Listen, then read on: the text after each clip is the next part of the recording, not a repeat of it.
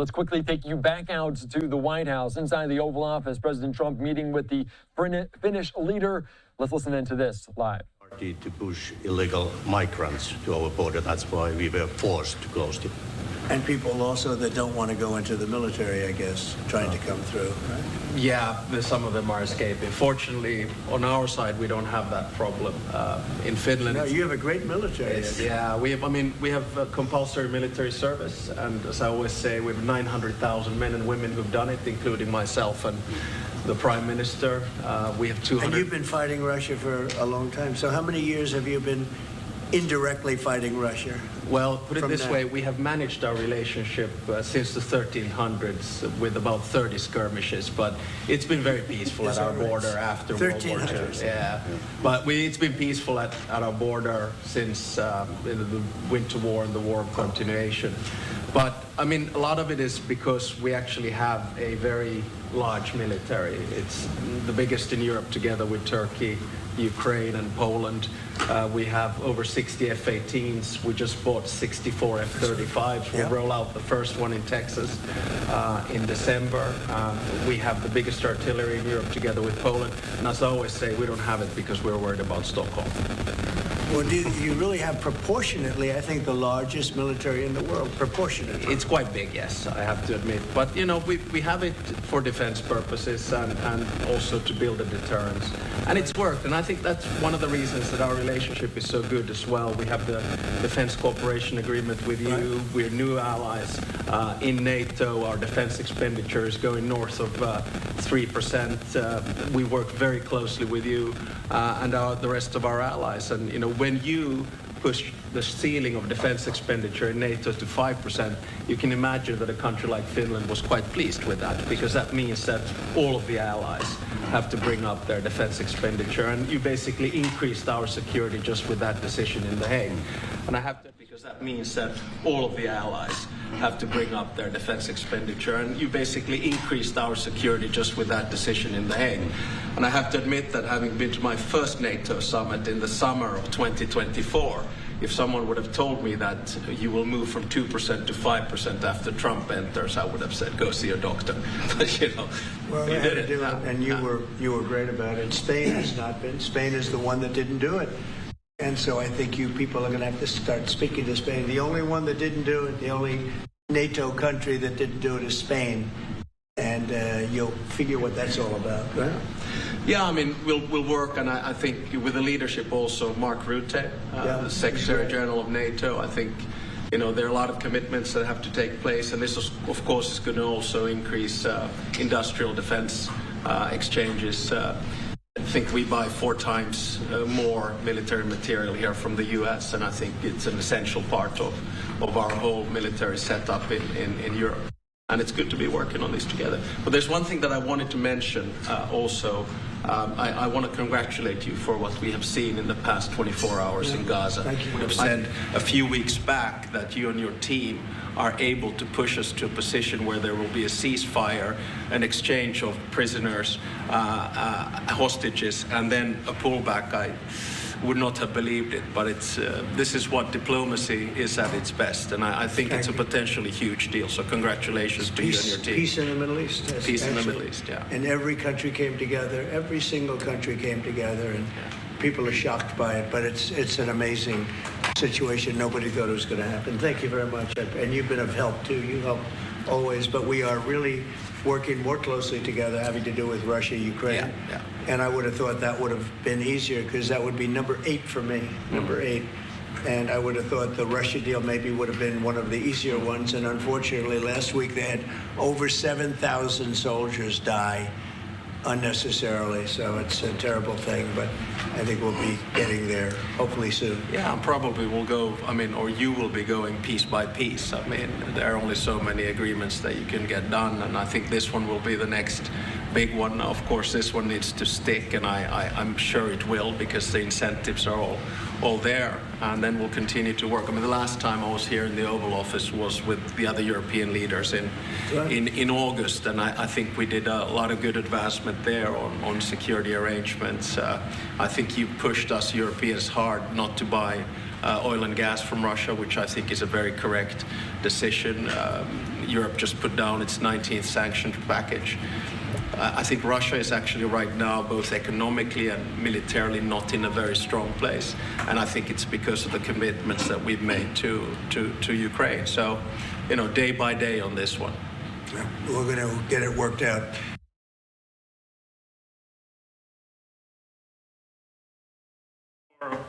President Stubb, you have time and again said that one should not underestimate Mr. Trump's negotiating ability. Do you personally believe that Mr. Trump deserves to win the Nobel Peace Prize tomorrow? Well, I think that's probably a decision that comes from the Nobel Committee. And my take is that there are two key pieces that have to be solved in the big picture. One is in the Middle East, and we're seeing the results of that.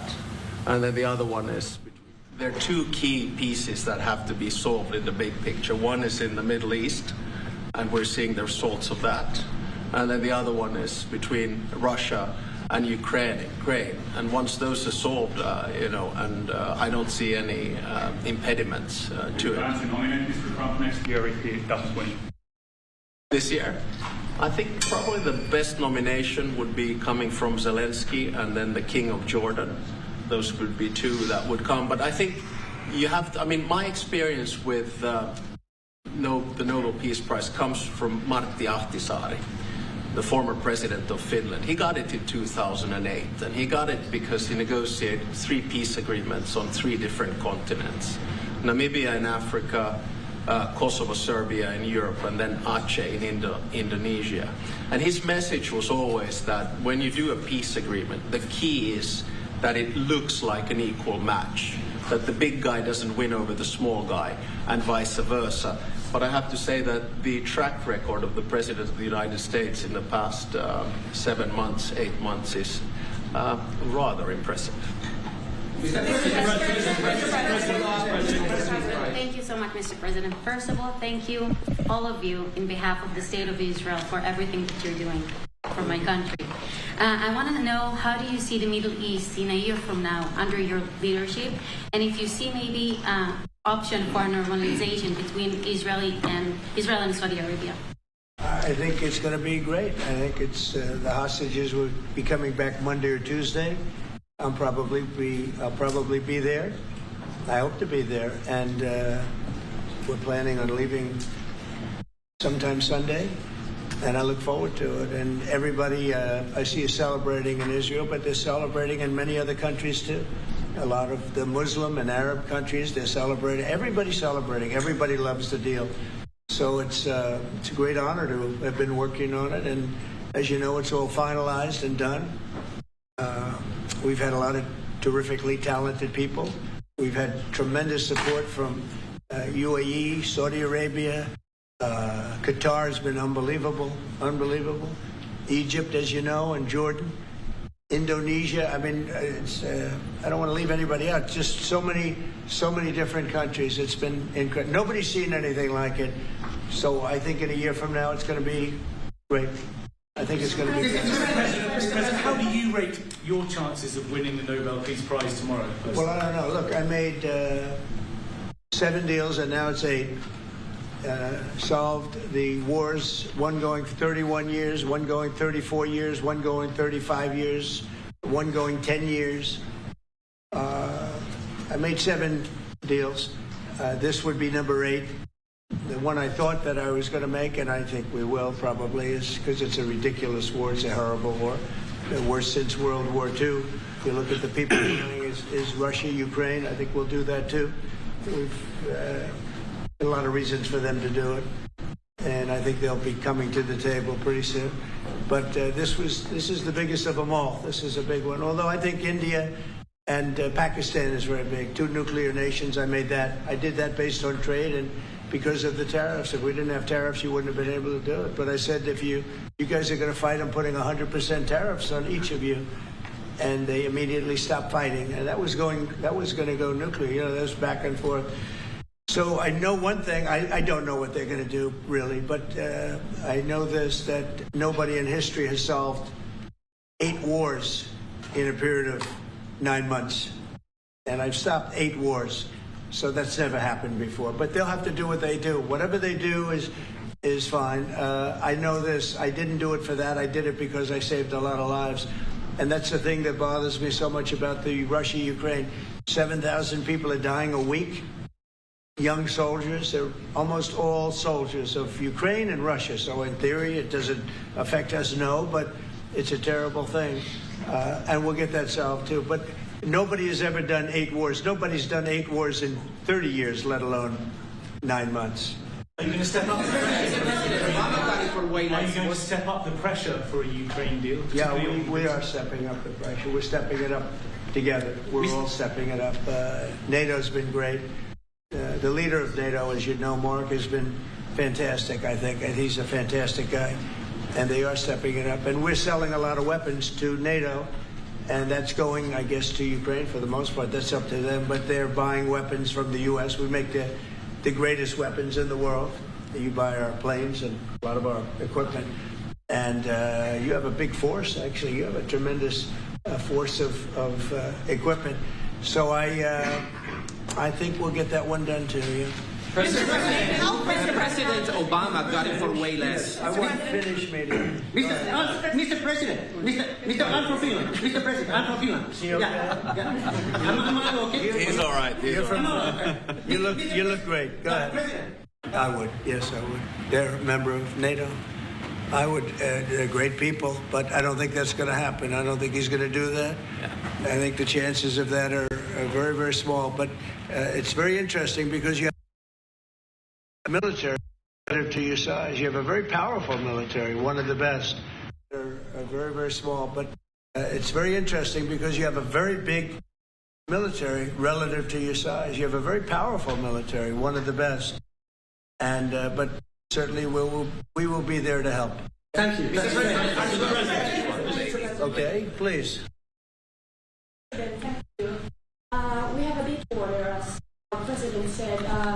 How would you exactly defend Finland? And yeah, thank you. Say what? How would you defend Finland? Vigorously. Can I just add on that? We're very pleased with the fact that we have so much training going on with American soldiers right now. So they're getting experience from Arctic conditions, and we're integrating our militaries together, working not only through the DCA agreement but other ways as well. We see that day to day in the work that we do and working. Okay. Yeah. Please. Yeah, thank you. Where are you from? I'm from Finland. Only Finns here. You have a lot of Finns. It's very impressive. Yeah. I like them better than our reporters. How do you see the situation in the Arctic developing? Are there going to be any plans for Finland and U.S.? Well, we will. I mean, we have a lot of relationships together. I mean, mostly buying our military equipment. They buy a lot of it. They have an order, I guess, 60 planes, 64 F-35s, and many other things too. It's a big order. Big countries don't order that many planes. You know, it's 10 billion. You have a lot of aircraft, a lot of great military. We make the best military equipment. They buy a lot from us, so it's very good. We're going to work together very closely with Finland and with NATO. We have a very good relationship. As you know, I requested that they pay 5%, not 2%. And most people thought that was not going to happen, and it happened virtually unanimously. We had one laggard. It was Spain. Spain. You have to call them and find why are they a laggard. And they're doing well, too. You know, the funny thing, because of a lot of the things we've done, they're doing fine. They have no excuse not to do this, but that's all right. Maybe you should throw them out of NATO, frankly. Please, go ahead. What are you planning to do with that? Gentleman, nice tall gentleman, go ahead with a yellow shirt. Thank you, Mr. President. I wanted to change gears just really quickly and ask you, you're going to Walter Reed tomorrow? What are you having done, and how are you feeling? I'm meeting with the troops, and I'm also going to do a sort of semi-annual physical, which I do. And I think I'm in great shape, but I'll let you know. But I have no difficulty thus far. Is there wood around here? I'm not. No difficulty. Physically, I feel very good. Mentally, I feel very good. You know, I did about 6-7 months ago. I do physicals. I like to, when I'm around, I like to check always early, always be early. It's a lesson for a lot of people. But I also did a cognitive exam, which is always very risky because if I didn't do well, you'd be the first to be blaring it. And I had a perfect score. And one of the doctors said he's almost never seen a perfect score. I had a perfect score. I got the highest score. And made me feel good. When they asked, would I like to do one? I said, yeah. I said, did Obama do it? No. Did Bush do it? No. Did Biden do it? I definitely did. Biden wouldn't have gotten the first 3 questions right. No, Biden didn't do it. Biden should have done it. I'm actually a person that believes that if you're president, you should do a cognitive exam. But last time I took a cognitive exam, and it was a perfect score. The doctors announced it. And by the way, not the easiest test. The first few questions are pretty easy. Once you get into the middle, it gets a little trickier. And there aren't a lot of people in this room that would get every single question right. I can guarantee You're putting me in a difficult spot. Next question. Obama got the Nobel Peace Prize for way less than you did, and President Obama got the Nobel Peace Prize for way less. For doing nothing. Exactly. Obama got a prize. He didn't even know what he got. He got elected, and they gave it to Obama for doing absolutely nothing but destroying our country. No, he was not a good president. The worst president was Sleepy Joe Biden. But Obama was not a good president. Are you going to do something with the Hezbollah? They gave him a prize. How many months after he won the election, then they gave him the Peace Prize, right? It was right after he was elected. My election was a much more important election. Now that you're fixing the situation between Hamas and Israel, are you going to be taking care of the Hezbollah or the Lebanese armed forces to take care of the Hezbollah? Yeah, we'll be able to do that. That will be, it's a smaller part of the puzzle, but very important part. They have a great new ambassador that I appointed, Michelle. Great new ambassador. So yeah, please. The hostages will be released on Monday or Tuesday. What's your strict deadline? When do they have to get released? Well, and how do you make sure each party abides by it? It's going to be around that time. Yeah, they're working on it very hard. They're in very diverse parts of the earth. Okay, they're very, very diverse. Actually, it's I think they're gonna come through. I'd be surprised if they didn't. I think it'll happen. Thank you, sir. The 19th point of the 20-point plan said that in the future there could be conditions in which the Palestinians might eventually get a state. Under what conditions do you think the Palestinians will Well, we'll look at it at the time. We're going to see how it all goes. And, there's a point at which we may do something that would be a little bit different and maybe very positive for everybody. But we'll be looking at that at the time. Mr. President. And I think we'll get to that. I think we'll get to that period, too. Yeah, please. Mr. President. Yeah, please, Blanchard. Thank you.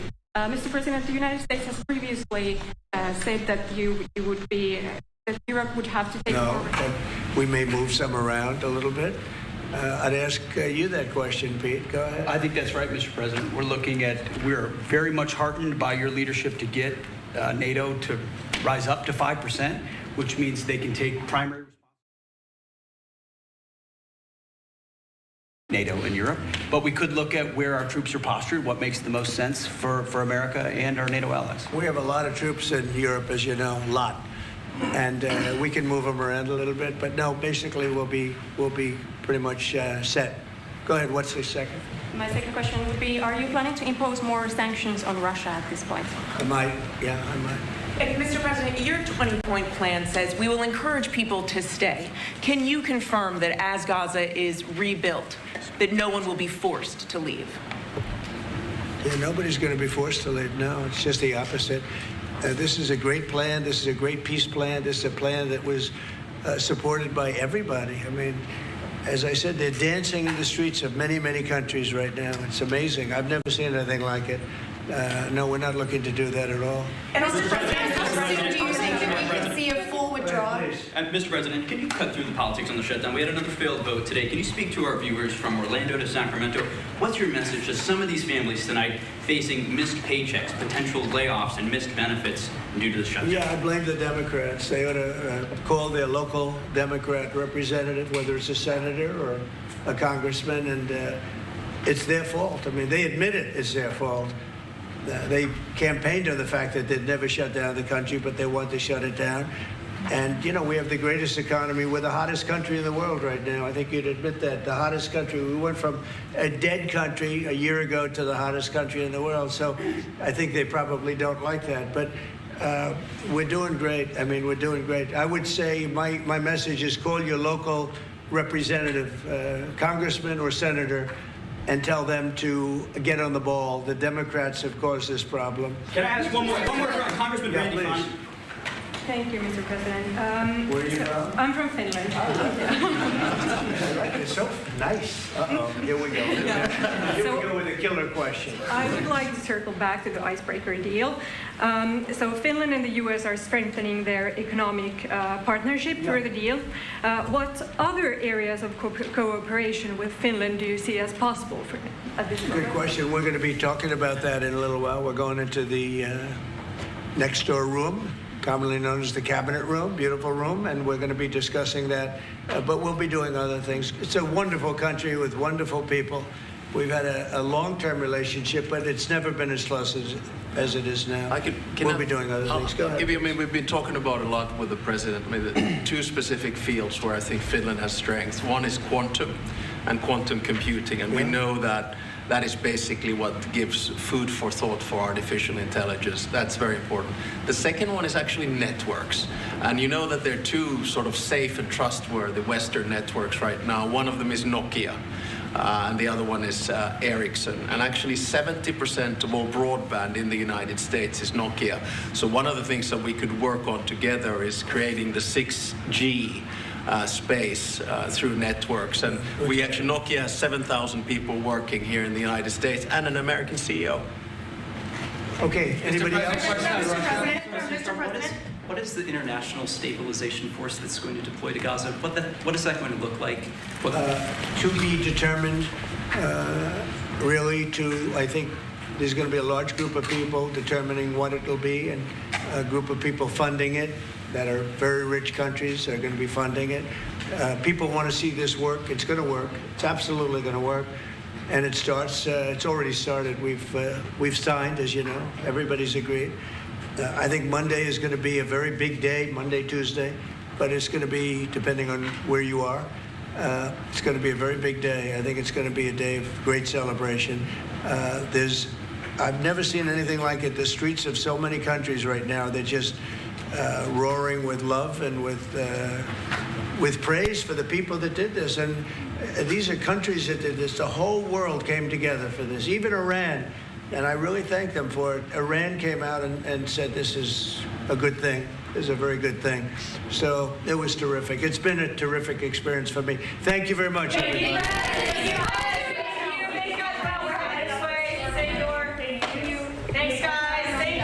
All right, just listening in there, President Trump wrapping up this meeting with the Finnish leader inside of the Oval Office. So a busy day talking about multiple fronts, multiple relationships with different global partners. So also asked about that phase one of the peace deal, saying there's still some work to be done in terms of who is going to hold accountable that international stabilizing force for that region, as hostages will be released in the coming days, potentially early next week. We're also keeping an eye on President Trump's schedule if he will visit the Middle East in the coming days, including this weekend. All right, I'm Eddie Mack here on Live Now from Fox. We have plenty more headlines to get to.